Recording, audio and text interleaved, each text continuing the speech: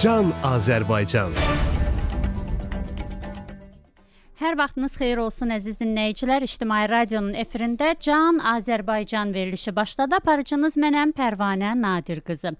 Novruz adətləri, daha dəqiq desəm, Novruz bayramının tarixi haqqında danışacağıq. Bayramlar münasibətilə sizin hər birinizi ürəkdən təbrik edirik və arzu edirik ki, hər zaman həyatınız, ömrünüz güllü çiçəkli olsun.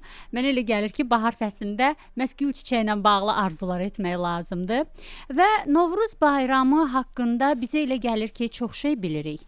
Tutaq ki, biz bilirik ki, Novruzda bu adətləri həyata keçirmək lazımdır. Novruz mərasimi ilə bağlı nənələrimizdən, babalarımızdan gələn bu ayinlər var və sair və ilaxır. Amma əslində tədqiqatçılar, folklorşünaslar Novruz bayramı ilə bağlı o qədər gözəl, maraqlı, hətta mən deyərdim ki, bilmədiyimiz məqamları üzə çıxarıblar ki, belə folklorşünas alimlərimizdən biri də Atif İslamzadədir.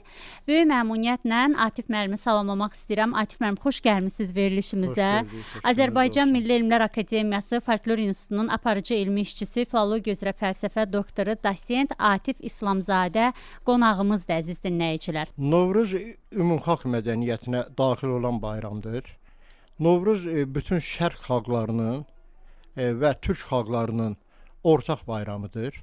Azərbaycan mədəniyyətində də o ortaqlıq elementləri də özünü göstərir. Eyni zamanda ortaq olmayan elementlər də özünü göstərir. Yerli, etnik məsələlər də burada özünü göstərir. Və Azərbaycan mədəniyyətində Novruz həddindən artıq sevimli bir bayramdır. Hər zaman Novruzu xalqımız böyük coşqu ilə qeyd edir.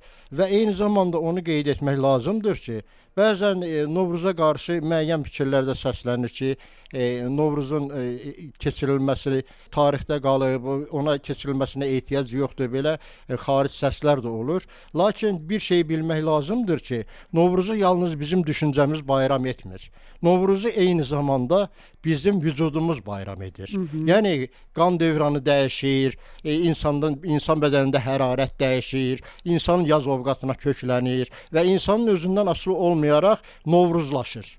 Və bu baxımdan da Novruz bayramı yaz bayramı adlanır eyni zamanda. Və Novruz bayramının adı Azərbaycanda əsasən əvvəlki illərdə Novruz adlanmayıbdır.